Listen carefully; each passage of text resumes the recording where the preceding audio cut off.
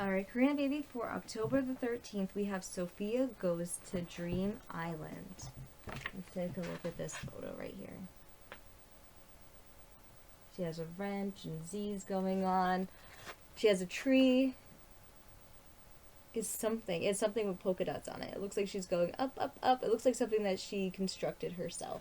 But look at her sliding down this beautiful yellow lane to go into Dream Island. And that looks like her mama right there. Like her mama or her grandmama might be building her something to go into this Dream Island. And there's little Sophia, right? Alright. Sophia goes to Dream Island. Sweet dreams, said Sophia's mama at bedtime one night. I wonder where dreams come from, thought Sophia sleepily. She was still thinking when her magic bed whispered, left, right, hold on tight, we're off to to land of dreams tonight. The bed whirled once around the bedroom and out the window. Sophia hugged her teddy bears. Where were they going this time? The magic bed had taken her on so many exciting adventures. Right now they were sliding down a moonbeam. They landed with a bump on the island. Here we are, said the bed. Dream Island. The bed took Sophia to meet a man called Mr. Make-Believe. He was tinkering with a strong-looking machine. Oh, that's a man. Mr. Make-Believe. What's that? Asked Sophia. It's a dream machine, said Mr. Make-Believe. Does it really make dreams? Said Sophia. Of course, he said. What sort of dreams would you like? Sophia looked at the buttons. There were so many dreams to choose from. Wild dreams, daydreams, nightmares, 40 winks. May I have a sweet dream? She said. Good choice, said Mr. Make-Believe. He pressed a button and the machine made a loud whirling noise. Suddenly Sophia found herself in an orchard, but it was no ordinary orchard. The trees were filled with candies. Sophia could hardly believe her eyes. She ran from tree to tree, picking caramels, chocolate bars, and sparkling fizzy chews. In a while, Sophia heard a voice calling, left, right, hold on tight, home again before morning light. It was Sophia's bed, ready to take her home. All good dreams must come to an end, said Mr. Make-Believe. It was one of the best dreams I've ever had, said Sophia.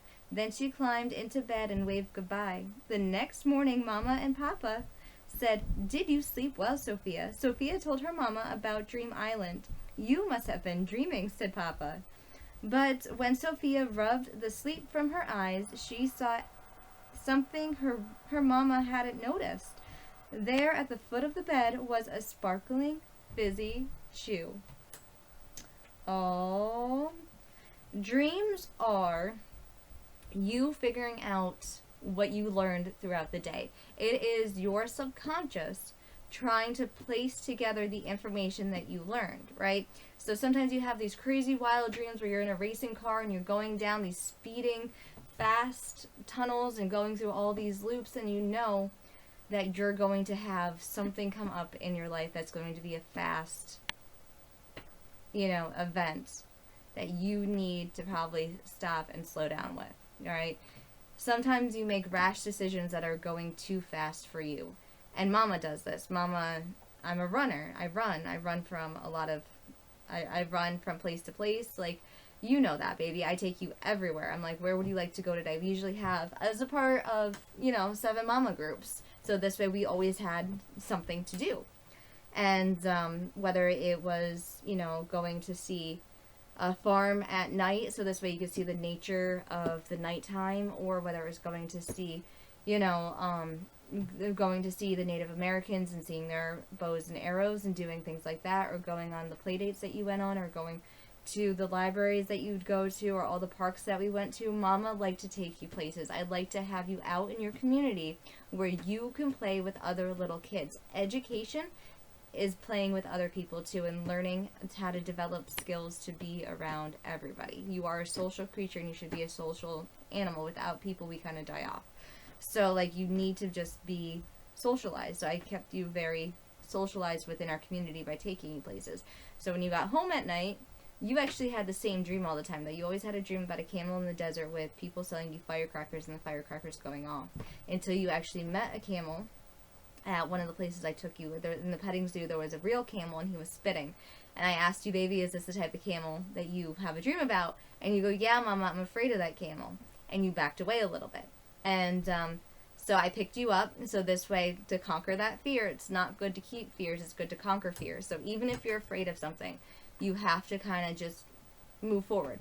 So I picked you up, so this way you were close to Mama, and I brought you a little bit closer to the camel so you could actually look in and see the camel, and see the camel's not going to hurt you. The camel's very big, and, you know, it was a one-humped camel. It was a very cute camel, and so after a little while, you were kind of okay with the camel, but you still didn't want to touch the camel, which was absolutely fine. You didn't have to. That's your body and your choice. And so then the next night, we went home, you went to sleep, you woke up. I asked you, baby, what did you dream about? Because I asked you every morning what you dreamt about. It's important to know. And you're like, Mama, I had a dream about a camel cricket, and it was in my hand, and it was hopping around. So your brain learned something new about a real-life camel. You learned how big that camel was in real life. In your dream, you were on this camel, you're riding through the desert, you're meeting up with these people who had firecrackers, and you guys were setting off firecrackers in the desert. All right, you had that dream all the time. And then all of a sudden your brain absorbed and learned something new. You learned how big that camel was in comparison to you and the size that you are at this point in time, at that point in time in your life, right? Because you were only 2 at that time. So, and then you went home and your brain took what it learned and created something different for your brain to react to. Right, so now you were in the desert and you were going to meet up with people who had firecrackers to set up the firecrackers, but you now had a camel cricket in your hand instead of riding a camel to go see these people. Which is a very good, you know, you swapped the animal and you made it into something that you know and that you've seen, because there's camel crickets in our house. And you know there's nothing to be afraid of with the camel crickets. Mama at first said that they were huge spiders, and the first time I've ever seen one, we were at the house before we moved in, and it was October 2016, and we were moving into this house, right? We had just bought it. Mama was bringing stuff down. We didn't actually move in until December, because, you know, we had the other house until December.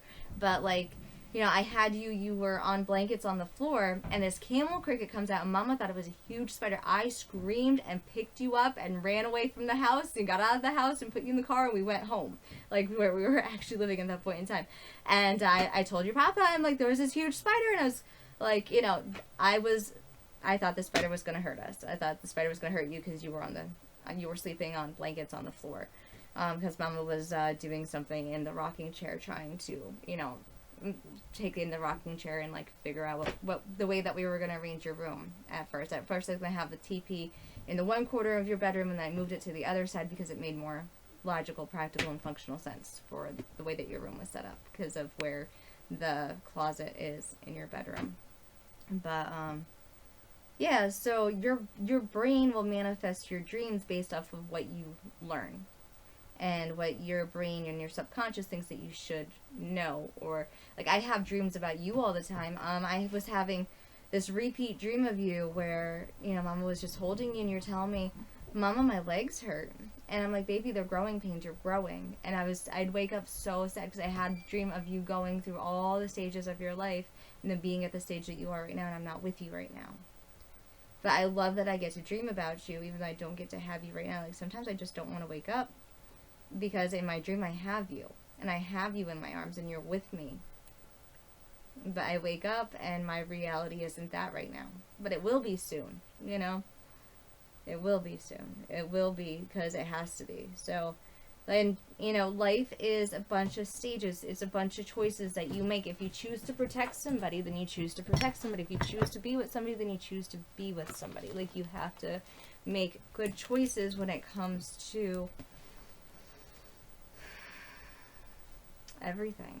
Mama's very big on behavior.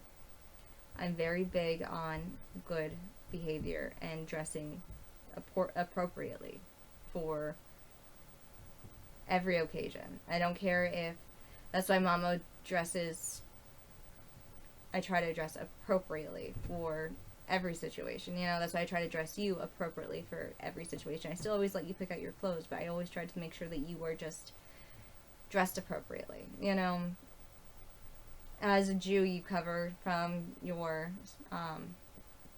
collarbone down to your wrists. Like, that's the old-fashioned Jewish way to do it. And you cover everything from every inch of your body. You just cover, because there's no reason not to. I don't care if it's summer, I don't care if it's winter. In the summer, you know, Mama always wears, I wore pants all the time, and now I'm just wearing stockings with shorts. You know, it's okay to keep your body covered. Alright, so we're going to do our next storybook in the world's best fairy tales. And this is East of the Sun and West of the Moon. Doesn't this sound like a great story? East of the Sun and West of the Moon. Once upon a time, there was a poor countryman who had many children, and little to give them either in food or clothing. They were all very pretty, but the prettiest was the youngest daughter. Once, late on a Thursday evening in autumn, with wild weather outside, they were sitting together by the fireside, each busy with something or another, when suddenly someone ripped 3 times against the window pane. The man went outside to see what could be the matter, and there in front of him stood a great big white bear. Ah, jeez. "Good evening to you," said the white bear. "Good evening," said the man. "Will you give me your youngest daughter?" said the white bear. "If you will, you shall be as rich as you are poor now." Truly, the man had no objection to being rich, but he said to himself, "I must first ask my daughter about this." So he went in and told them all that a great white bear was outside, who was promised to make them rich if he could have the youngest daughter. But she said no. She would not hear of it. So the man went out again and settled with the white bear that he could come again the next day, Thursday evening, and get her answer. Then the man talked so much to her about the wealth they would have, and what a good thing it would be for herself, that at last she made up her mind to go, and washed and mended her rags to make herself as stylish as she could. Little enough had she to take away with her. Next Thursday evening the white bear came to fetch her. She seated herself on his back with her bundle, and thus they departed. When they had gone a great part of the way, the white bear said, "Are you afraid?" "No, I am not," she said. Keep tight hold of my fur, and then there is no danger," said he. And thus she rode far, far away until they came to a great mountain. When the white bear knocked on it, a door opened, and they went into a castle where there were many brightly lighted rooms, which shone with gold and silver. There was a small spread table so magnificent it would be hard to make anyone understand how splendid it was. The white bear gave her a silver bell, which she had only to ring when she needed anything. After her supper, she grew sleepy and thought she would like to go to bed. So she rang the bell, and scantly had she sounded before she found herself in a chamber with a bed stood ready. It had a pillow of silk and curtains of silk fringed with gold, and everything in the room was of gold and of silver. But when she had lain down and put out the light, the man came to lay down beside her, and behold, it was the white bear, who cast off the form of the beast during the night. She never saw him, however, for he always appeared after she put out her light, and went away before daylight. So everything went well for a time, but then she began to be very sad and sorrowful. All day long she was alone, and she did not wish to go home to her father and mother and brothers and sisters. Then the white bear asked what is it that she wanted, and she told him it was because she could not see her brothers and sisters that she was so sorrowful. Oh, and she did so wish to go home to her father and mothers and brothers and sisters. Then the white bear asked what it was that she wanted, and she told him it was because she could not see her brothers and sisters, that she was so sorrowful. There might be a cure for that, said the white bear, if you would but promise me never to talk with your mother alone, as she will wish. If you do, you will bring great misery on us both. So on Sunday, the white bear said they could now set out to see her father and mother. With the girl sitting on his back, they went a long, long way, and it took a long, long time. But at last they came to a large white farmhouse, and her brothers and sisters were running around outside, playing, and it was so pretty. It was a pleasure to look at. Your parents dwell here now, said the white bear, but do not forget what I said to you, or you will do much harm, both to yourself and me.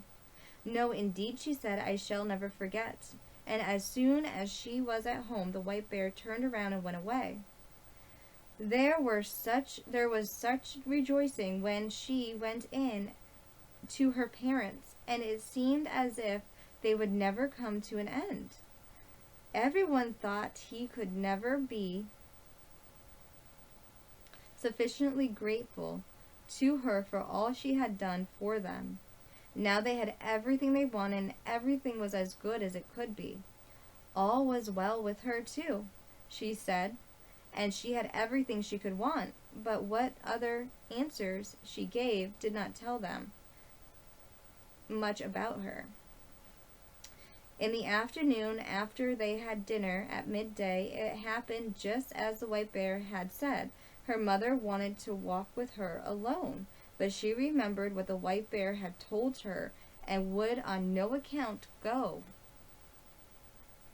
What we have to say can be said at any time, she answered, but somehow or other her mother at last persuaded her, and she was forced to tell the whole story. She told how she continually went about in sadness, thinking how happy she would be if she could only see the white bear when he was a man, and how all day long she was alone, and it was so dull. Oh, cried the mother in horror, he is very likely a troll. You shall have a bit of one of my candles. Look at him with the candle when he is asleep. Take care, though, not to let any tallow drip onto him. So she took the candle and hid it in her dress, and when evening drew near, the white bear came to take her away. When they had gone some distance, the white bear asked her if everything had not happened just as he had suspected, and she had to admit to him that it had. Then, if you have done what your mother wished, he said, you have brought great misery on both of us. No, she said, I have not done anything at all. When they reached home, it was just the same as it had been before. A man came to lay down beside her, and late at night, when she knew he was sleeping, she rose and lit her candle. She saw he was the handsomest prince that her eyes have ever beheld.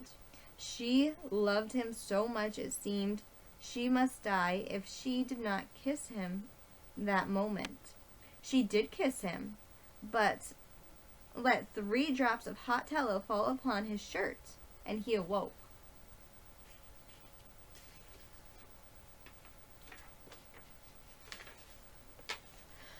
What have you done now?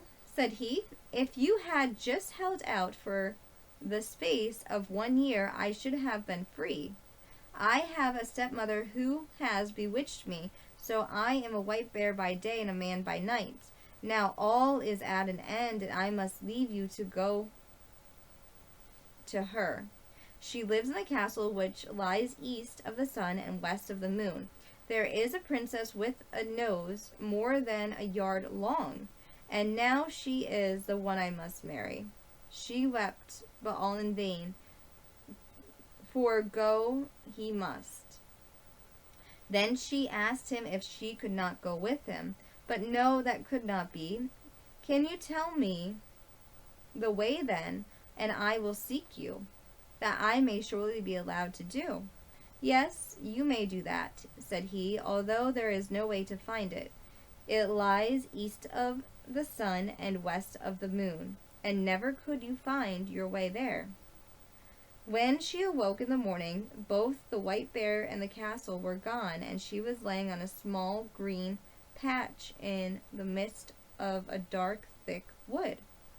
By her side lay a same bundle of rags she had brought with her. She had rubbed the sleep out of her eyes and wept till she was very weary. She set out on her way.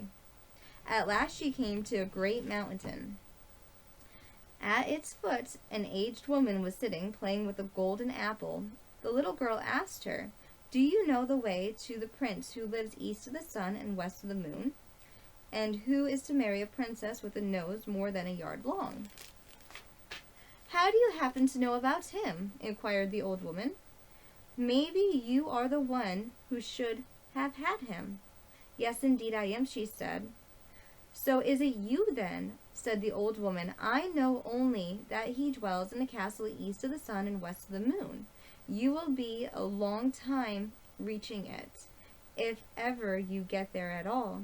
But you shall have a lion on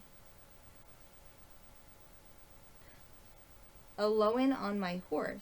Ride on it, and an old neighbor of mine, perhaps she can tell you. When you arrive there, you must strike the horse beneath the left ear, and bade it return home again. You may, however, take the golden apple with you." The girl rose for a long, long way, and at last she came to another mountain, where an aged woman was sitting with a gold carding comb. The girl asked her if she knew the ways of the castle which lay east of the sun and west of the moon. But she said what the first old lady said, "I know nothing about it, but that it is east of the sun and west of the moon, and you will be a long time of reaching it, if ever you get there at all. You shall have a line on my horse to ride to the old woman who lays beyond me. Perhaps she will know where the castle is. When you have reached her, just strike the ear beneath the left ear, and bade it to come home again." Then she gave her a golden carding comb, for it might be of use to her, she said. So the girl settled herself on the horse and rode a wearisome way onward again. And after a long, long time, she came to a great mountain where an aged woman was sitting, spinning at a golden spinning wheel. She inquired if she knew the way to the castle which lay east of the sun and west of the moon. "Maybe you should have had the prince," said the old woman. "Yes, I should have been the one," said the girl. "But this old crone knew the way no better than the others did. It was east of the sun and west of the moon, she knew that, and you will be a long time reaching it if you ever get there at all," she said. "But you may have the linen on my horse, and I think you had better ride to the east wind and ask him. Perhaps he may know where the castle is and will blow you there. When you have reached him, you must strike the horse beneath the left ear, and he will come home again." And then she gave her a golden spinning wheel, saying, "Perhaps you will find you have a use for it." The girl had to ride for a great many days, for long hours, before she found the east wind, but at last she did arrive, and then she asked him if he could tell her the way to the prince who dwelt east of the sun and west of the moon. "Well," said the east wind, "I have heard tale of the prince and the castle, but I do not know the way of it, for I have never blown so far. But if you like, I will go with you to my brother, the west wind. He may know, for he is much stronger than I am. You may sit on my back, and then I will carry you there." So she seated herself on the back and off they went, so very swiftly.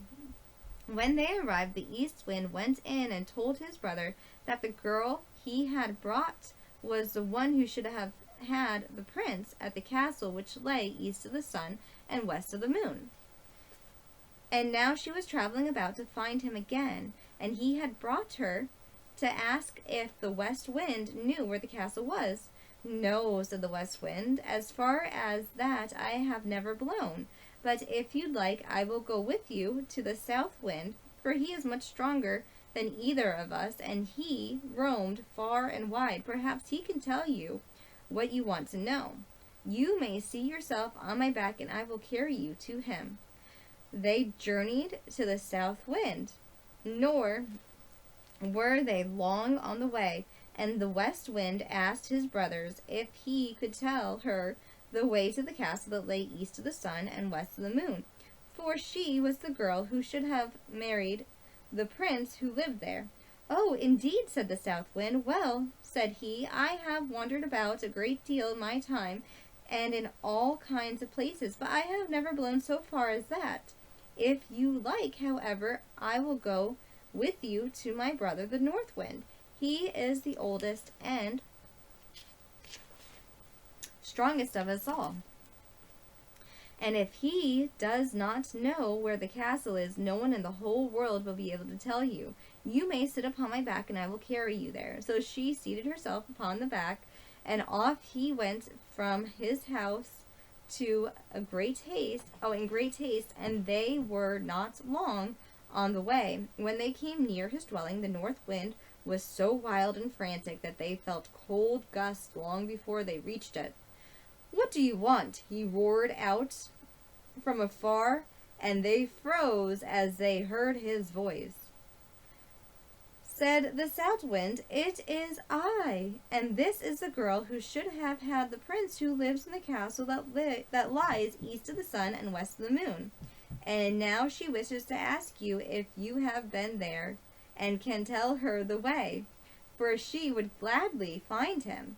Yes, said the North Wind, I know where it is. I've once blown an aspen leaf there, but I was so tired for many days afterwards, I was not able to blow at all. However, if you really are anxious to go there and are not afraid to go with me, I will take you on my back and try to carry you there. Go there I must, she said, and if there is any way, I will. I have no fear, no matter how fast you go. Very well, then, said the North Wind, but you must sleep here tonight, for we must have the day before us. The North Wind woke her early the next morning, and puffed himself up and made himself so big and so strong that it was frightful to see him. And away they went, high up through the air, as if they would not stop until they had reached the very end of the world. Below there was such a storm, it blew down woods and houses, and when they were above the sea, ships were wrecked by the hundreds. Thus they tore on, and the long time went by, and then yet more time passed, and still they were above the sea. And the North Wind grew tired and more tired, and at last so utterly weary he was scantly able to blow any longer. And he sank and sank lower and lower until at last he went so low that the crest of the waves dashed against the heels of the poor girl he was carrying. Are you not afraid? Asked the North Wind. I have no fear, she said. And it was true. They were not very far from land, and there was just enough strength left in the North Wind to enable him to throw her onto the shore, immediately under the windows of the castle which lay east of the sun and west of the moon. But then he was so weary and worn out, he was forced to rest for several days before he could go on his way home again. The next morning the girl sat down beneath the walls of the castle to play with her golden apple. And the first person she saw was the maiden with the long nose who was to marry the prince. How much do you want for the golden apple of yours, girl? she asked, opening the window. I cannot be bought either for gold or money, answered the girl. If I cannot be bought either for gold or money, what will buy it? You may say what you please, said the princess. Well, if I may go to the prince who is here and be with him tonight, you shall have it, said the girl who had come with the north wind. You may do that, said the princess, for she had made up her mind what she would do. So the princess got the golden apple, but when the girl went up to the prince's apartment that night, he was asleep, for the princess had so contrived it by giving him a sleeping potion. The poor girl called to him and shook him, and between wails she wept, but she could not awake him. In the morning, as soon as day broke, in came the princess with the long nose and drove her out again. In the daytime, she sat down once more beneath the window of the castle and began to card with her golden carding comb. And then all happened as it had before. The princess asked for what she wanted for it, and the girl replied it was not for sale, either for gold or money, but if she could have leave to go to the prince and be with him during the night, she should have it.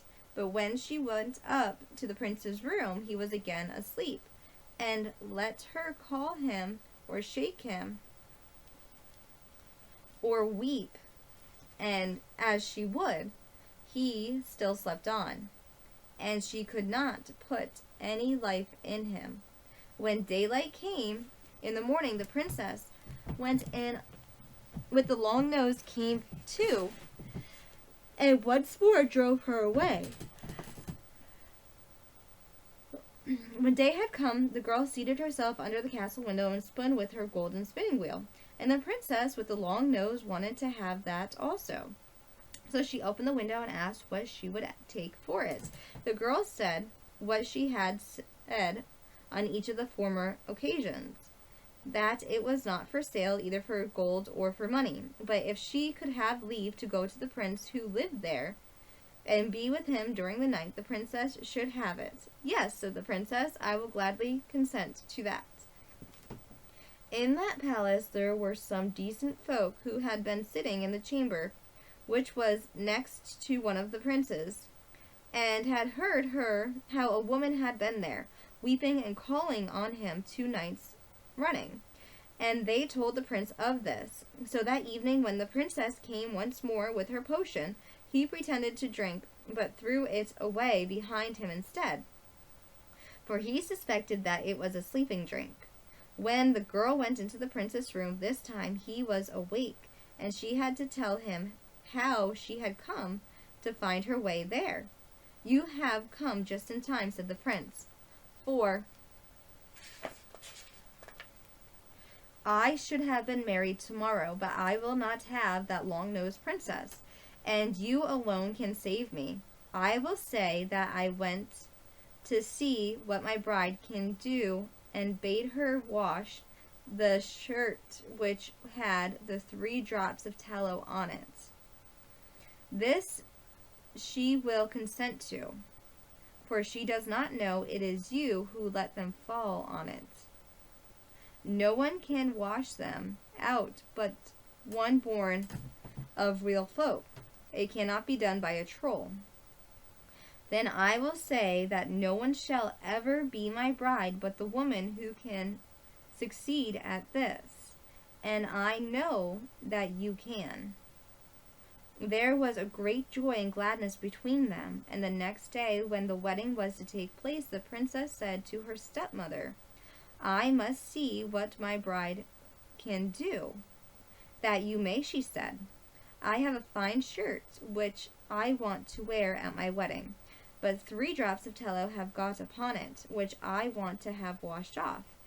And I have vowed to marry no one but the woman who is able to do it. If she cannot, she is not worthy having. Well, that is a very small matter, they thought, and agreed to it. The princess with the long nose began to wash, as well as she could, but the more she washed and rubbed, the larger the spots grew. "Ah, you cannot wash at all," said the old troll, who was his mother. "Give it to me." But she, too, had not had the shirt very long in her. There's the photo to go along with it. See the princess with the long nose?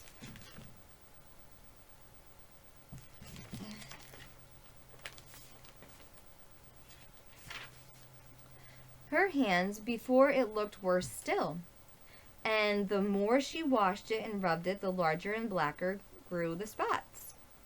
The other trolls had to come and wash, but the more they did, the blacker and uglier grew the shirt, until at length it was as black as if it had been up the chimney.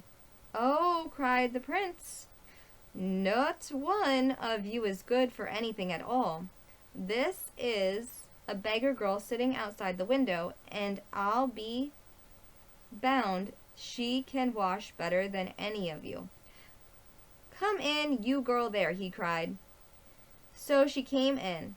"Can you wash this shirt clean?" he cried. "Oh, I don't know," she said, "but I will try." And no sooner had she taken the shirt and dipped it in the water than it was white and as driven snow, and even whiter than that. "I will marry you," said the prince. Then the old troll flew into such a rage that she burst, and the princess with the long nose and all the little trolls must have burst too, for they have never been heard of since. The prince and his bride set free all the people who were in prison there, and took with them all the gold and silver they could carry, and moved far away from the castle which lay east of the sun and west of the moon. So the prince got his princess that he wanted. Alright, baby cakes. I love you so incredibly much. You know that? And I miss you so incredibly much. As you know, mamas do anything they possibly can for their children to try and protect them. Sometimes it might seem like a good decision at the time and turn out to be the bad decision. Sometimes it might seem to be like a bad decision and turns out to be a good decision. Life isn't easy. No matter how you cut it, life isn't easy. Alright? Mama was with Papa for 13 years, and I will always, no matter what, it's unconditional love that you give to somebody. You don't put conditions on love, and you don't put expectations on people. If you put an expectation on somebody, you're going to leave yourself feeling disappointed because that person doesn't know what you expect. So if you say, like that man expected the woman sitting outside to be able to clean the shirt, and which she was able to because it was an enchantment on that shirt. But,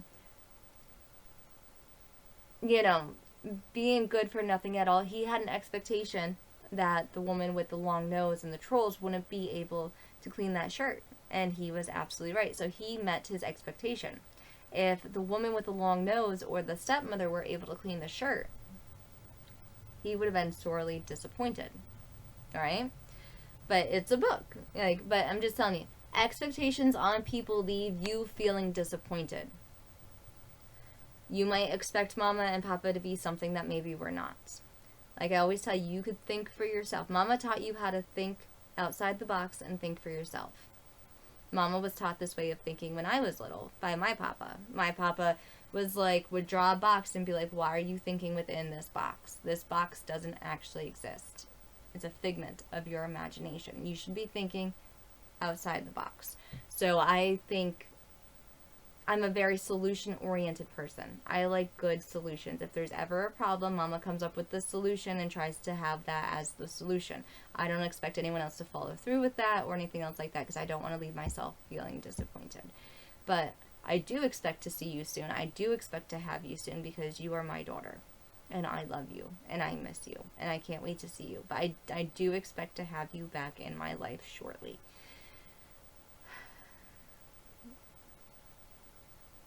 And I'm hoping I don't leave myself disappointed because of that. No matter what, I'll read you books every day. No matter what, I'm still your mother. No matter what, I will always love you. Unconditionally, no matter what you do. No matter what, same with Papa, I will always love him unconditionally, no matter what stupid stuff he does to me. We are both a part of you, baby, and we both love you. I picked Papa for you as your Papa because he's the smartest man I've ever met in my entire life. And you are a part of him, and you have his genius. I know you do.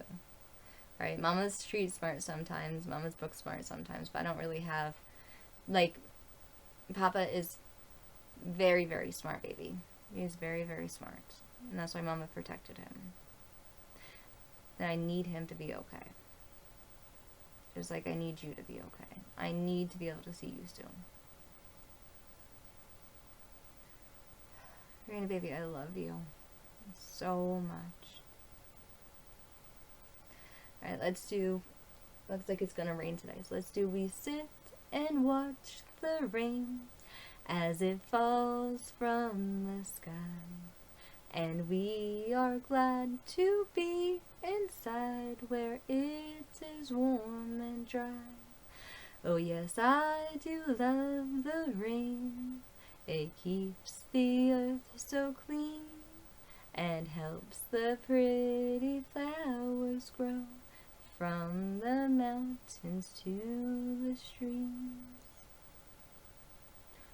Oh, the grand old Duke of York had 10,000 men. He marched them up to the top of the hill, and then he marched them down again. And when they were up, they were up, and when they were down, they were down. And when they were only halfway up, they were neither up nor down. Bully in the alley, bully down in Shinbo now. So help me, Bob, and bully in the alley, way, hey, bully in the alley. So help me, Bob, and bully in the alley, bully down in Shinbo now. Now, Sally was a girl that I loved dearly, way, hey, bully in the alley. Sally was a girl that I spliced nearly, bully down in Shinbo now. All she did was dilly-dally, hey, way, hey, bully in the alley, so help me, Bob, and bully in the alley, bully down to Shinbo now. I left my girl to go a-sailin', way, hey, bully in the alley, left my girl to go a-whalin', bully down to Shinbo now. So help me, Bob, and bully in the alley, way, hey, bully in the alley, so help me, Bob, and bully in the alley, bully down to Shinbo now. If I ever get back, I'll marry little Sally, way, hey, bully in the alley, have 6 kids and live in Shinbo Alley, bully down in Shinbo now. So help me, Bob, and bully in the alley, way, hey, bully in the alley, so help me, Bob, and bully in the alley, bully down in Shinbo now. One thing Papa has is good sea shanties, right? That Assassin's Creed game that he was playing and probably still playing has good sea shanties in it. And I know you always love that one. Alright, baby cakes, let's do Lila Tove and good night to you. Lila Tove, may your dreams come true. We sing Lila Tove, may Israel protect you throughout the night until we reach the morning light. I pray for you every single day. I'm now reading you books every day because Papa approved of it. I write to you all the time. I miss you so much. Every time I go out, I get you something too. Like, you have a tablet here, you have a doll here, you have other dolls here, you have toys here, you have so much stuff here, you have clothes here, you have so much stuff. I think about you constantly. Constantly, baby. I miss you. More than you could ever imagine, I miss you. I know you miss me too. I can see it in your eyes when I get to see photos of you. Been a while, but I could see it. I have a photo of you up here and I can see it. I miss you so much, honey, and I love you so much, and just keep your heart pure. I know you have such a good heart. You act so much like Mama. You really, really do. You know that Papa's more important than anything. You know that Mama loves you more than anything. You have to know that. You gotta know that. I do. I love you more than anything. I love you, my angel.